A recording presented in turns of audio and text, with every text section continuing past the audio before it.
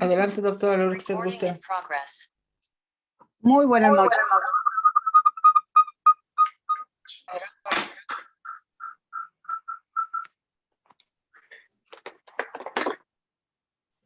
Quitamos los micrófonos. Buenas noches a todos ustedes. Me complace. Y para mí es un honor poder presentar a uno de los pilares de la ecografía a nivel nacional y mundial, maestro de muchos de nosotros, una personalidad extraordinaria, no nada más como maestro, como ser humano. Es una personalidad que pocas personas en el mundo pueden ser como él. Un tipazo, un gentleman. Me faltan palabras para describir a mi maestro querido, que es el doctor Eduardo Moragrega Adame, que ha sido el decano, que fue el presidente de todas las sociedades, de la Sociedad Mexicana de Oftalmología, del Consejo Mexicano de Oftalmología, de la Federación Mexicana de Ultrasonido, de la Federación Latinoamericana de Ultrasonido a nivel mundial, del Interciduo, de todas las sociedades mexicanas y sobre todo uno de los iniciadores de la ecografía a nivel nacional y a nivel internacional.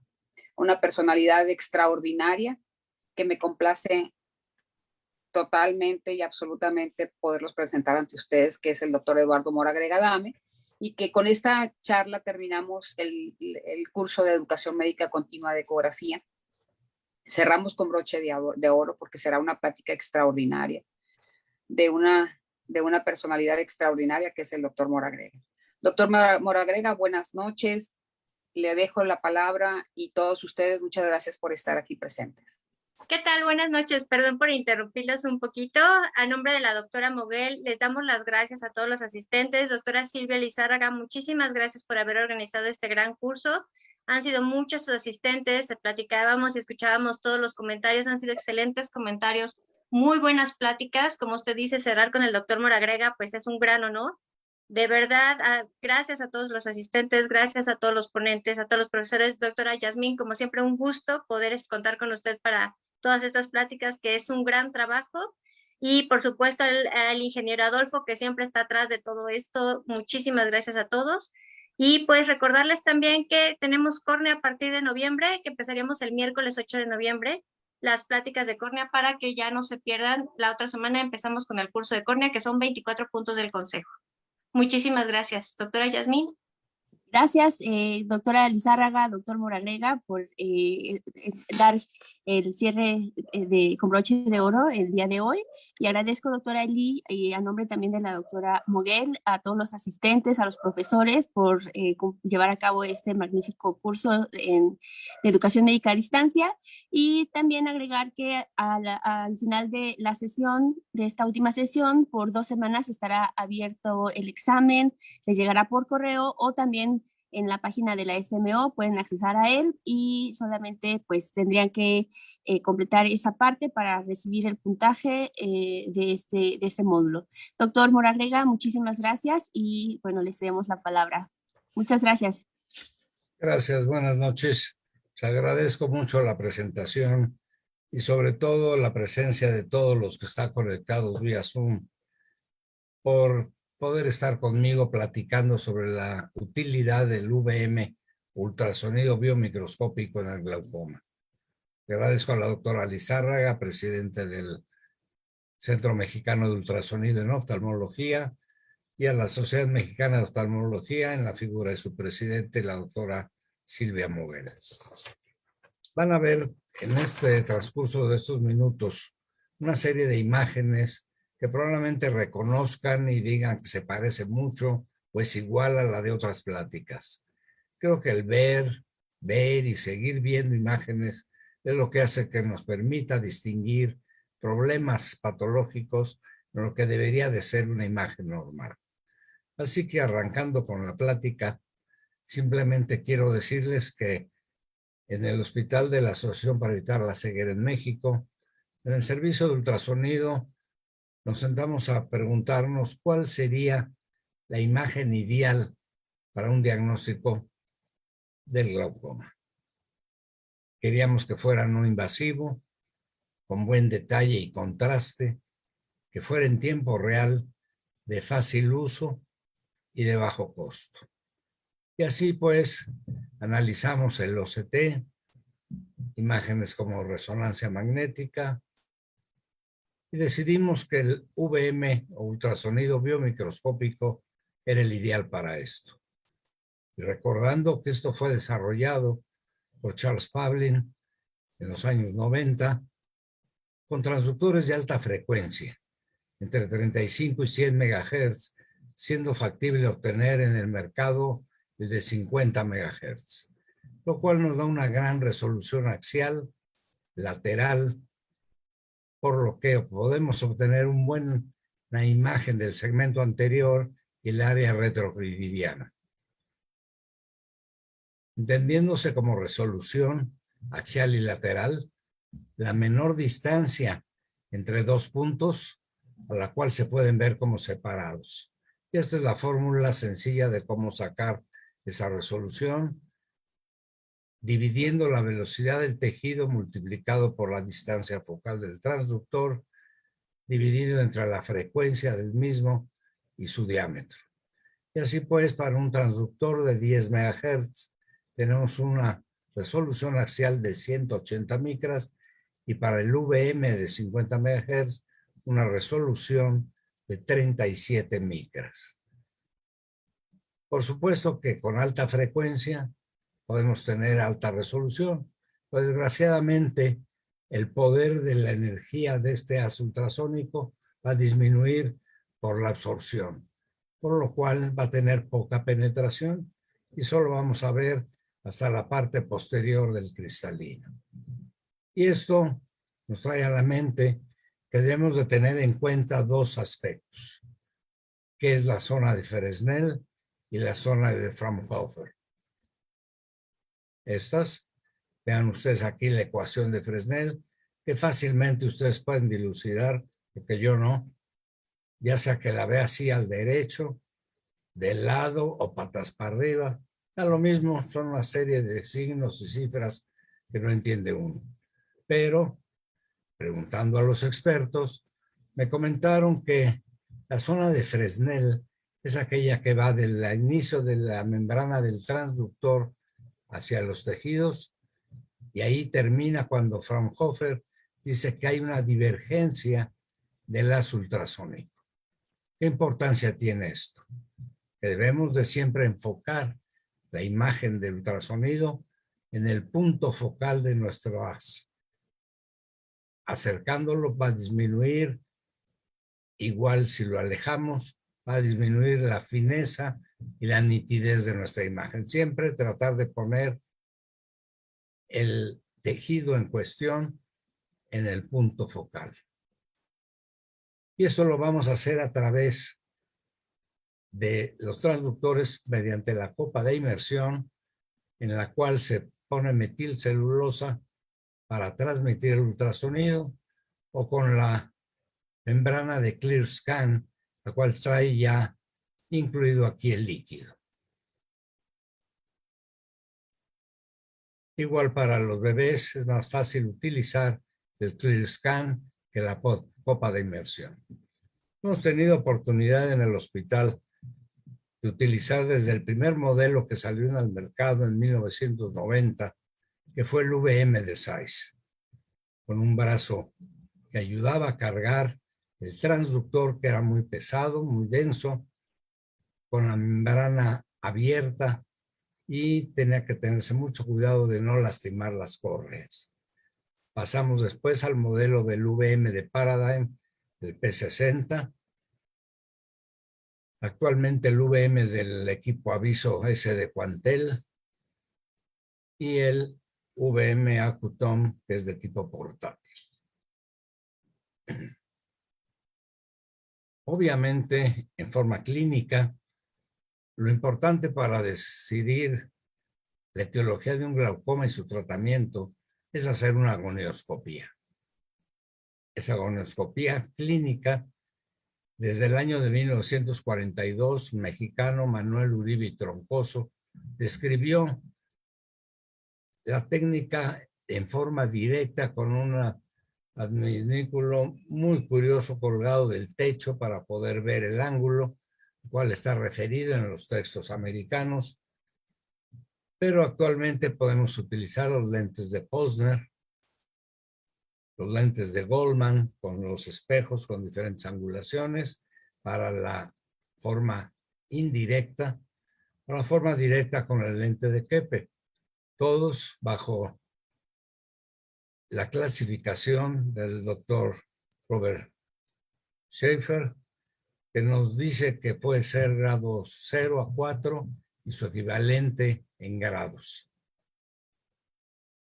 O en forma subjetiva con el método de Van Herik, el cual utiliza una línea de hendedura en nuestra lámpara y su proyección sobre la superficie anterior del iris, y la amplitud de la misma nos puede indicar un ángulo estrecho o un ángulo que sea únicamente abierto grado 4.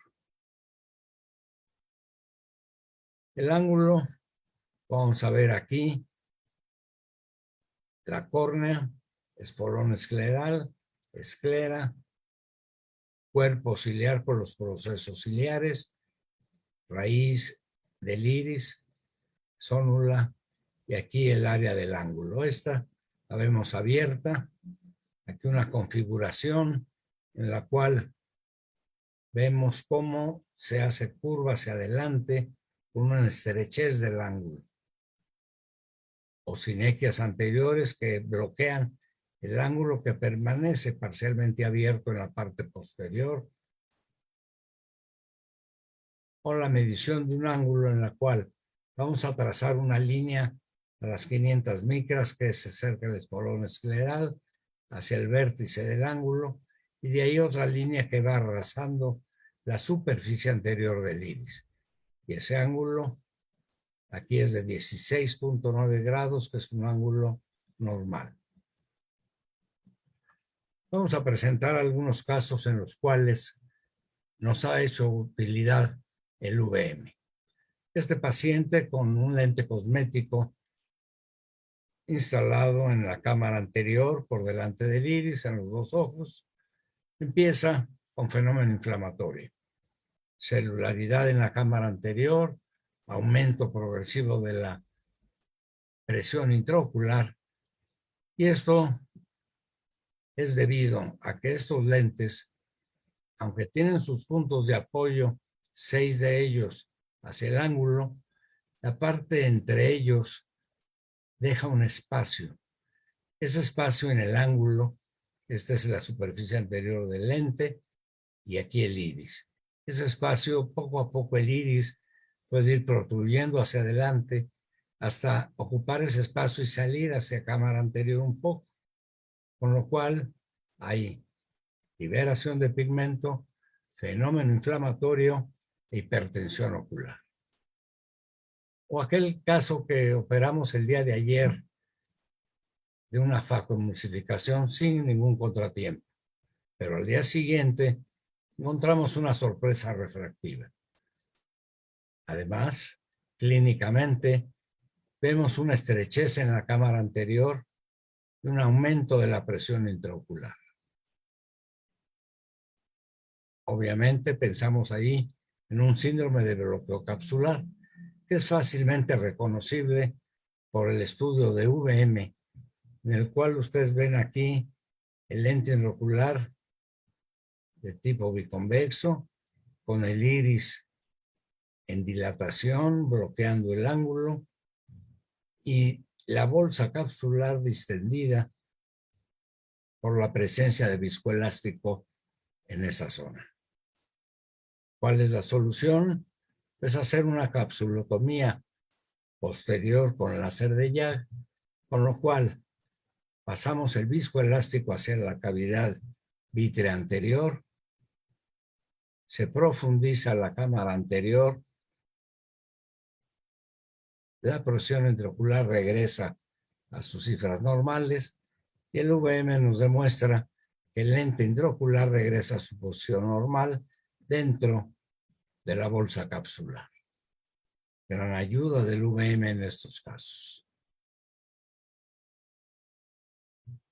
Los quistes de cuerpo ciliar es raro que aumenten la presión intraocular, sobre todo si son únicos y pequeños.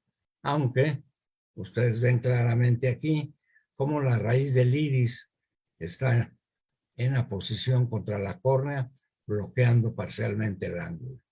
Pero cuando por alguna razón son múltiples, en corte longitudinal y en corte transversal, ven ustedes aquí, puede haber varios meridianos que estén bloqueados, entonces sí, tener hipertensión ocular.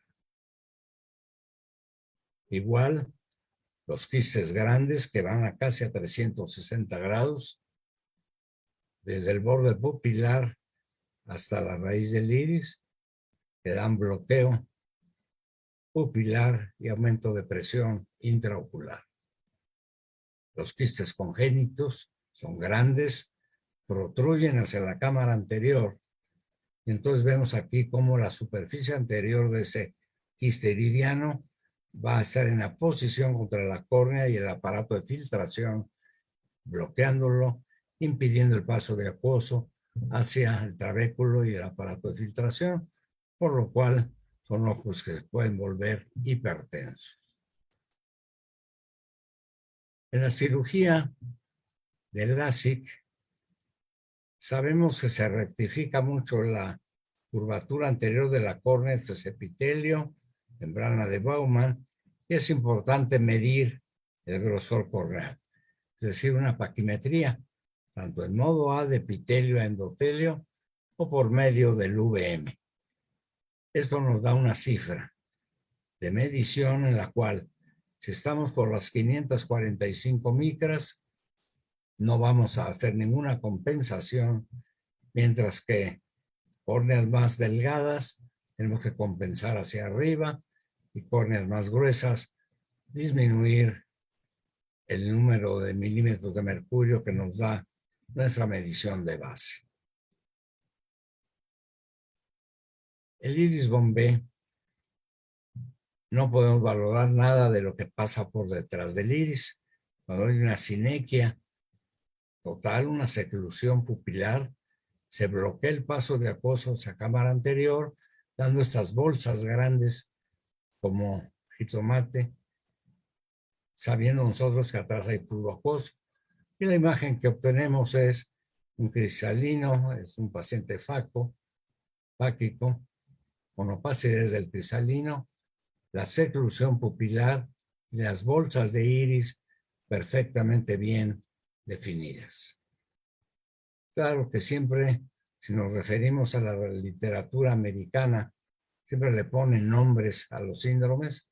Nosotros quisimos poner en el equivalente a la tortuga ninja, como es parecida la imagen de una con la otra. En los síndromes de clivaje o displasias del segmento anterior, sea Peters con sus toques central y sus leucomas centrales, el Axenfeld-Rieger, que son en periferia, fácilmente demostrables por ultrasonido biomicroscópico. Aquí el toque del iris en la sinequia anterior central y aquí en la periférica con las bandas de iris hacia adelante y las muescas de lesión endotelial de la córnea o engrosamientos parciales de la misma. En la aniridia, que puede cursar también con glaucoma secundario, sabemos por enseñanzas de los histopatólogos, el doctor Alfredo Gómez Leal, en la que siempre nos dijo el maestro que siempre habría un remanente de tejido, que no era una aniridia completa, sino una falta de crecimiento, y por eso obtenemos la imagen de un pequeño remanente en forma de gancho o recto de esa raíz de iris que nunca llegó a desarrollarse totalmente. El glaucoma congénito, sabemos que antes del nacimiento o a más tardar al año se debe de reabsorber la membrana de Barkan. Cuando esto no sucede, aumenta la presión intraocular, que es el glaucoma congénito, viene edema corneal, aumento de los diámetros corneales y aumento de presión. Por lo cual su tratamiento quirúrgico será la goniotomía, como en este caso ya está abierta esa membrana que tapiza aquí el ángulo, dejando este espacio, el cual permite el paso de acuoso desde cámara anterior hacia el canal de Schlemm.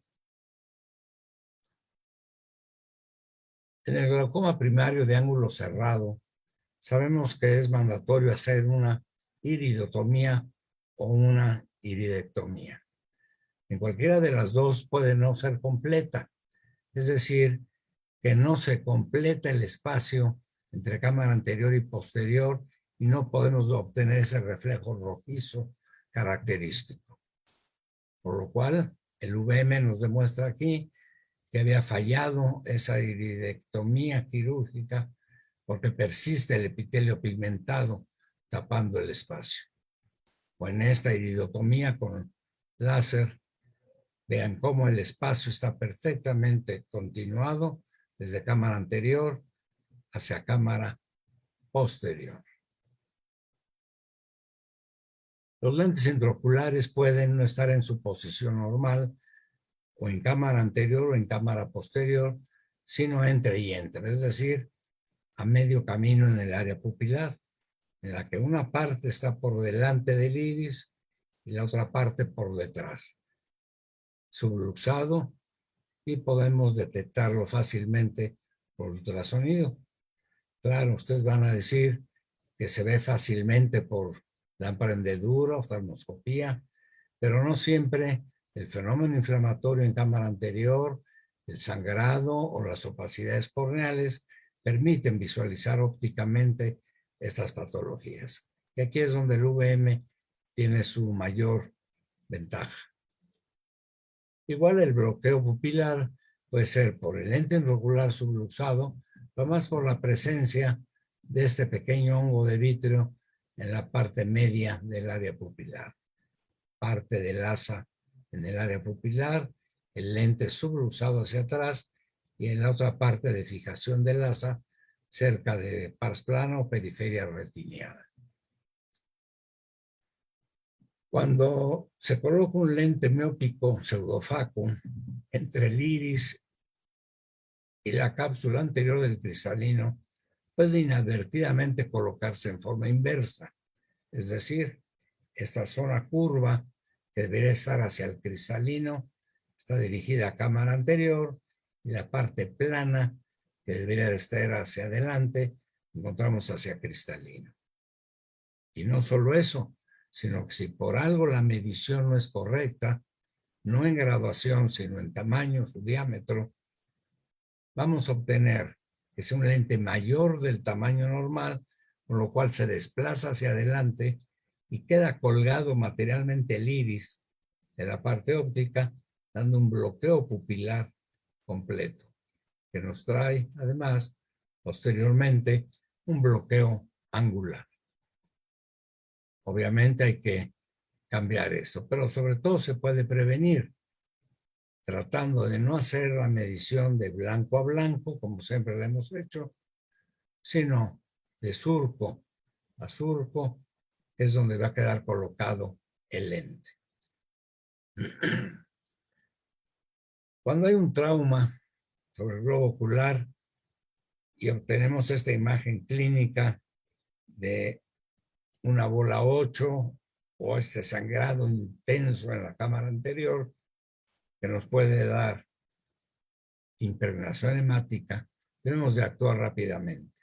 Sabemos que por las leyes de Pascal en los fluidos, cualquier fuerza ejercida sobre los líquidos se transmite íntegramente y en todas direcciones, por lo cual cualquier golpe se va a ir directo hacia las zonas más débiles, que es el ángulo, y ahí puede dar rupturas con sangrado representado por este puntilleo fino en la cámara anterior. Lo que nos puede demostrar en la raíz del iris una apertura, una comunicación entre cámara anterior y posterior, y no tener que esperar a que esa sangre se reabsorba para demostrarnos un iridodiálisis que pudiéramos haber tratado previamente. Si el trauma es mayor, la intensidad es mayor, puede haber recesión angular. Esa la vamos a observar como la separación de las fibras longitudinales anteriores del cuerpo ciliar de la esclera, que cuando se resuelve el cuadro puede quedar en forma rectangular, no el ángulo como un ángulo clásico, sino cuadrado aquí, que es por la fibra de tejido cicatricial en el ángulo. Entonces aumenta la presión a través de los meses, por lo cual hay que hacer un tratamiento o médico o quirúrgico. Y si todavía es mayor la intensidad del trauma, puede haber una ciclodiálisis.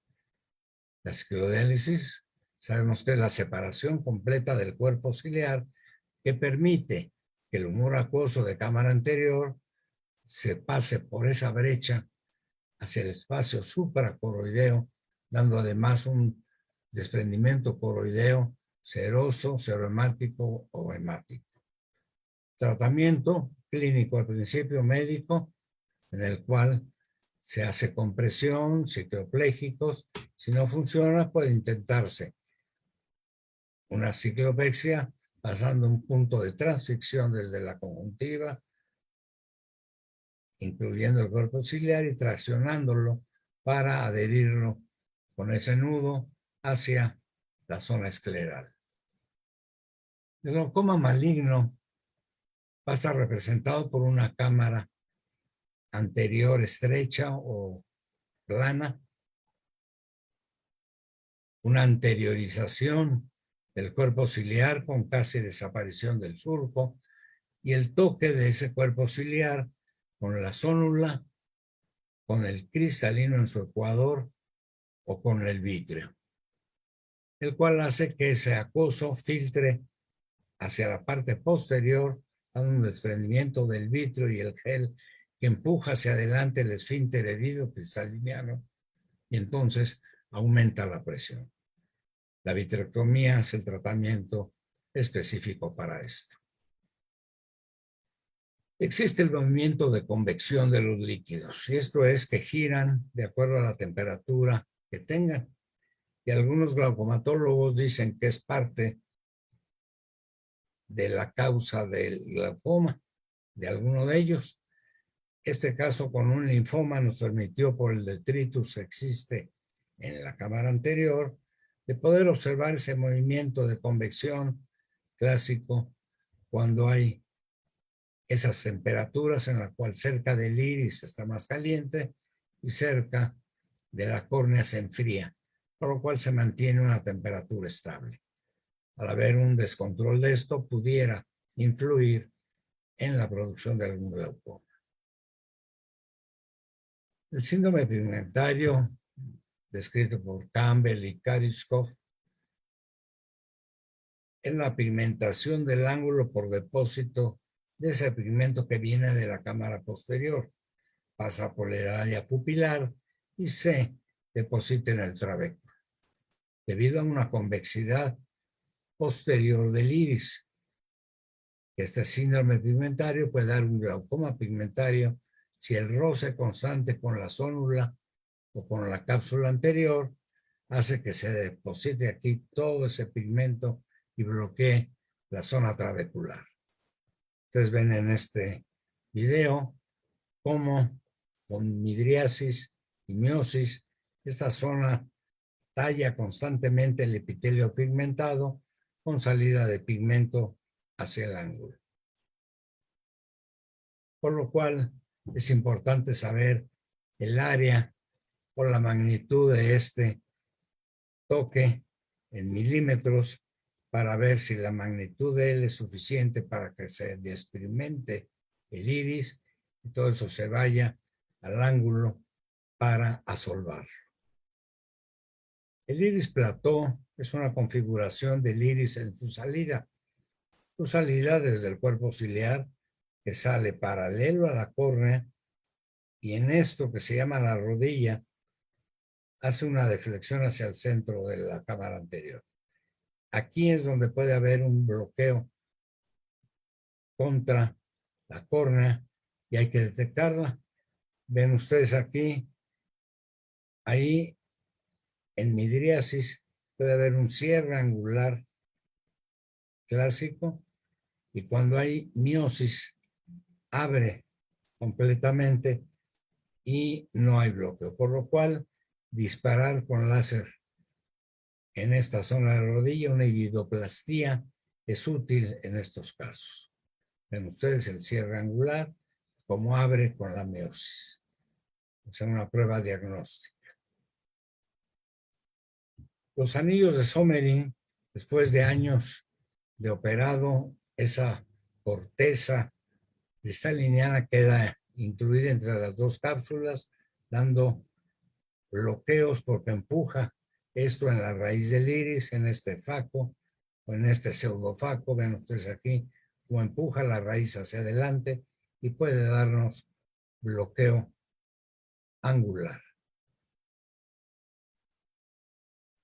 El cristalino, cuando se hace más vieja la opacidad, más tiempo de evolución, se va liquefaccionando, se liquefacciona y entonces el núcleo se luza hacia abajo, pero se luza dentro de la bolsa capsular y esa corteza en liquefacción puede hacer que pase hacia cámara anterior, aún indemne esa cápsula y dar un bloqueo. Vean ustedes en este video cómo ese núcleo se mueve libremente dentro de la bolsa capsular, se desplaza dentro de ella, dando la luxación del núcleo. Y cómo se deposita en el ángulo como membranas blancas, dando edema corneal, y toda esa corteza la podemos encontrar por VM, asolvando el ángulo. Cuando el cristalino, por su tamaño, su diámetro anteroposterior empieza a aumentar, a pesar de que sea estrecha la cámara anterior, puede todavía persistir, pero si aumenta el diámetro anteroposterior, desaparece la cámara anterior, tiene un bloqueo pupilar. La única forma de eliminarlo es quitar ese cristalino, hacer una cirugía con lente intraocular, pero a pesar de ello y según el tiempo transcurrido, puede permanecer las sinequias en el ángulo y persistir el glaucoma. Pero mayor parte de ellos, esta es la solución. Los glaucomas subeíticos, ya sea la heterocromia de Fuchs, crisis glaucomatociclíticas o glaucoma posubeítico, nos dan los clásicos nódulos en grasa carnero de Kepler, tapizando el endotelio, y lo que vamos a encontrar va a ser un aumento de grosor en el cuerpo ciliar, con desaparición un poco o disminución de los procesos ciliares, con trabeculitis, la cual ese aumento de densidad en la zona trabecular hace que se desaparezcan los espacios y ya no puede pasar el acuoso hacia las venas acuosas o canal de Schlemm. En el glaucoma neovascular sabemos que el mecanismo en diabéticos, en aquellos que tienen oclusiones vasculares, es la presencia de vasos de neoformación, tanto en la superficie del iris como en el ángulo iridocorneal. Y podemos observar en alguna córnea opaca que no nos deje valorarlo, la presencia de estos irregularidades redondeadas que son los vasos sanguíneos en la superficie del iris y empezando a crecer sobre el ángulo para dar el cierre angular clásico en estos pacientes. Los tumores necesitan ser de un tamaño grande, por ejemplo este melanoma que va de las 9 a las 12 y desde la raíz del iris hacia el borde pupilar, con gran aposición del tejido sobre la córnea y la malla trabecular, dando hipertensión ocular. Igualmente uno de cuerpo ciliar, como empuja la raíz del iris y está adosado hacia adelante, cerrando el ángulo desde las 10:30 hasta las 3, lo cual es suficiente para tener hipertensión. O aquellos que se ven perfectamente cómo empuja la raíz del iris. En este video vemos cómo claramente esa lesión ocupativa del cuerpo ciliar empuja la raíz del iris, dando el bloqueo angular en esta zona. Obviamente no puede ser hipertenso ese ojo con tumores pequeños, sino con aquellos que tengan la dimensión suficiente para bloquear una buena cantidad de meridianos en el ángulo. Tumores de conjuntiva que penetran al globo ocular. Sería fácil verlos, pero en ocasiones el edema corneal nos impide ver cómo esta lesión conjuntival ha penetrado a la cámara anterior, involucrando el iris y el cuerpo ciliar. El VM nos demuestra claramente la formación, en comparación con esta histopatológica, de esa tumoración del iris que ocupa toda esta zona.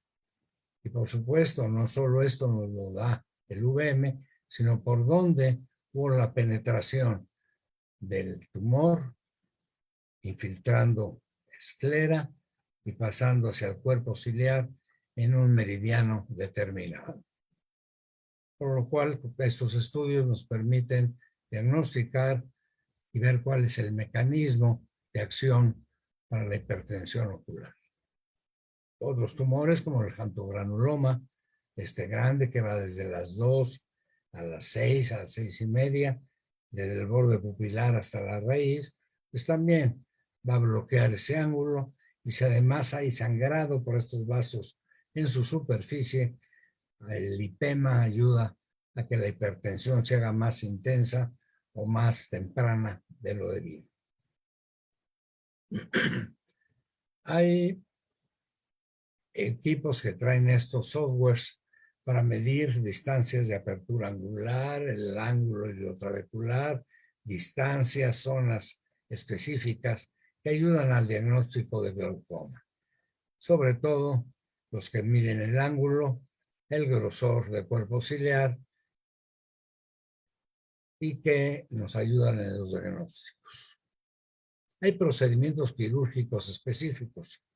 En el Hospital de la Ceguera, particularmente se utilizan estos, los que van hacia filtración subconjuntival con ave externo, como es la trabeculectomía, el implante express, la esclerectomía profunda no penetrante y los dispositivos de drenaje. Los que van hacia la filtración, hacia el canal de Schlemm, con ave interno, como es el implante del iStent, o los de filtración supracoroidea de ave interno, como es el CyPass.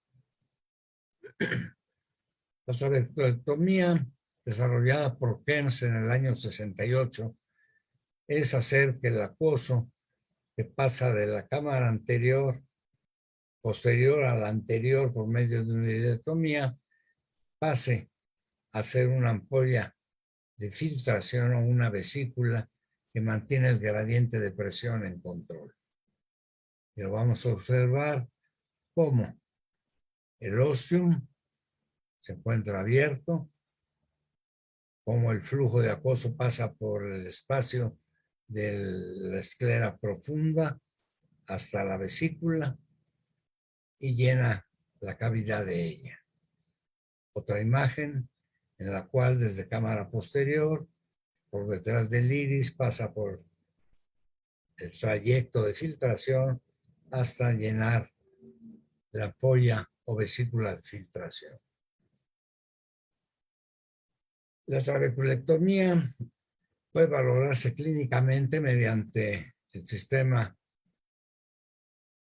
de graduaje de la vesícula de Moorfield o de Indleana.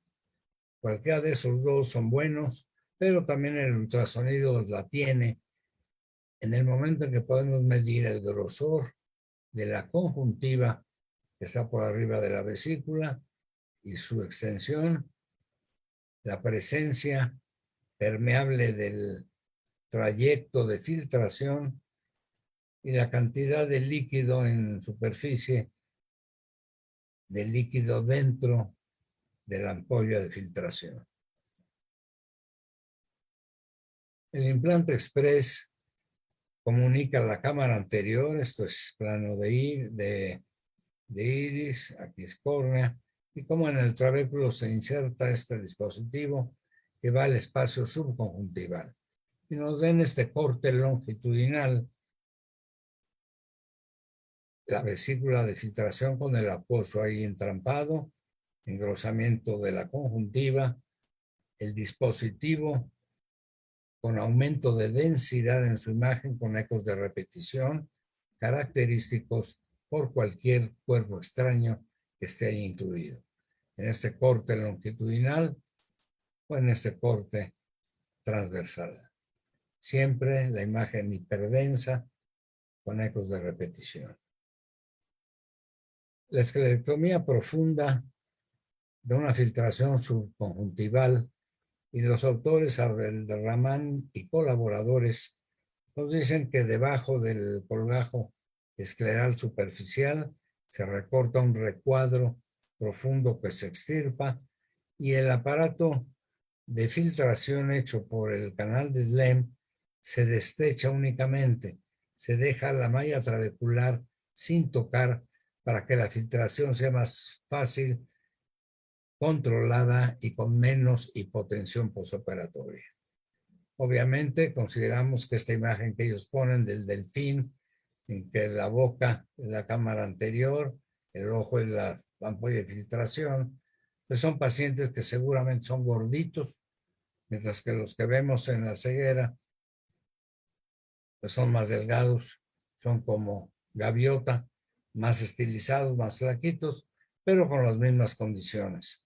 La córnea, cámara anterior, iris, cuerpo ciliar, el lago escleral profundo, que es importante reconocerlo, y el acoso en la ampolla de filtración. Los implantes valvulares en el hospital tradicionalmente hemos usado la válvula de Amer, más que las de Berber o cualquier otra, y estas están hechas de silicón en el plato o de silicón o polipropileno en el tubo. Sus agujeros para pasar puntos de sutura y que puede ser valorada con ultrasonido de 10 MHz, no VM, acuoso por debajo del plato, acuoso por arriba y la zona del plato. Pero ya el túnel, si lo vemos desde que sale de la válvula hasta que entra a la cámara anterior, el VM nos demuestra en forma transversal el espacio y el tubo ahí dentro. Y más en un corte longitudinal desde la posición de la válvula, el cuerpo valvular, el tubo, hasta antes de su entrada a la cámara anterior, la cual la podemos valorar en forma correcta con el VM. Vean ustedes aquí como el tubo valvular entra por el ángulo con una buena separación, un ángulo de 26.5 grados de separación o separación de 0.86 haciendo telio, igualmente que no lesione o toque mucho la superficie iridiana. Igual aquí, bien separado el tubo del endotelio corneal y de la superficie del iris. En ocasiones, ese tubo a la entrada puede doblarse hacia adelante, acodarse y estar tocando el endotelio corneal, dando fenómeno inflamatorio, opacidad de la córnea y podría llegar a descompensación, por lo cual valorar la posición del tubo es importante. Y no solo si está en la cámara anterior, sino por alguna razón fue colocado en cámara posterior, inadvertidamente o exprofeso, para que pase a la cavidad vítrea o cámara posterior, y aquí consideramos que puede ser el culpable de esta subluxación del lente intraocular. Igual aquí, la subluxación hacia cámara anterior, aquí la subluxación hacia vítreo, porque este tubo valvular empuja lente hacia la parte posterior. El implante de iStent es el más pequeño que existe, 1 milímetro de largo y 120 micras la luz del tubo.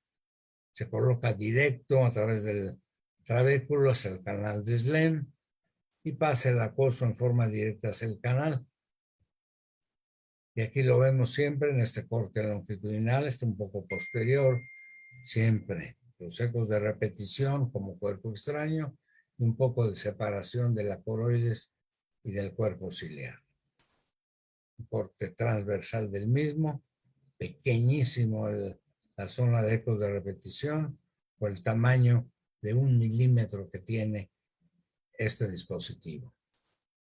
El SiPass, como un tubo fenestrado que se enclava directamente sobre el trabéculo, va hacia el espacio supracoroideo. Ahí filtra el acoso que viene de cámara anterior, lo pasa al espacio supracoroideo, dando un desprendimiento seroso de coroides y mantiene la presión en control. Corte longitudinal y aquí abajo el corte transversal. Ese SiPass sabemos que se retiró del mercado por el resultado del estudio COMPASS demostró gran pérdida de células endoteliales a pesar del buen desarrollo de glaucoma con hipotensiones estables, pero salió del mercado. Igual la zona densa del dispositivo y los ecos de repetición característicos. Y por último, la cicloablación. Se usan frecuencias bajas que nos dan hipertermia porque tarda en cruzar el tejido más tiempo, genera calor y da atrofia. Esto se pone por fuera de la conjuntiva y se enfoca sobre el cuerpo ciliar y los procesos ciliares. Previo se hace un estudio de ultrasonido obteniéndose el cuerpo ciliar con los procesos y cómo esa hipertermia nos da atrofia y disminución en la producción de humor acuoso, obteniéndose al principio algo de edema y posteriormente disminución del grosor del cuerpo ciliar con acortamiento de los procesos ciliares y en muchas ocasiones disminución de la presión intraocular. Quiero agradecer a los médicos y técnicas que en el momento dado ayudaron a este trabajo, doctor Escalante, Zaragoza, el doctor Piña, doctora Becerra, la doctora Mallorquín, jefa de servicio, y el doctor Velasco. Por su atención, muchas gracias.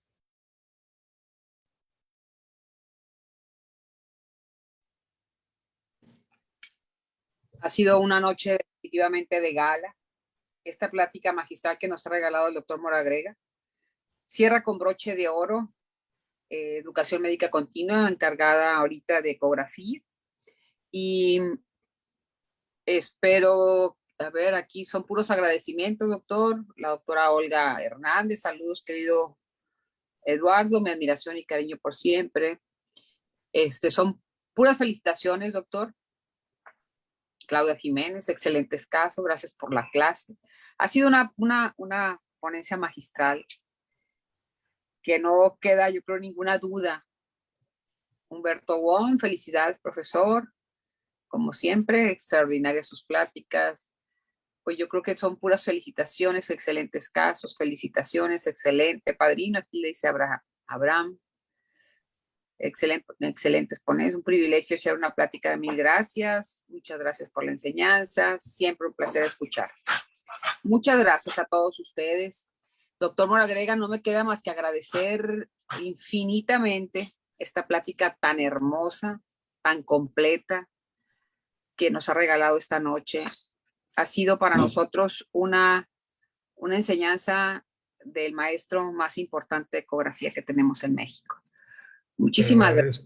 Silvia, realmente es la que expuse yo, pero es lo que ustedes han hecho cuando cada uno de ustedes pasó por el servicio.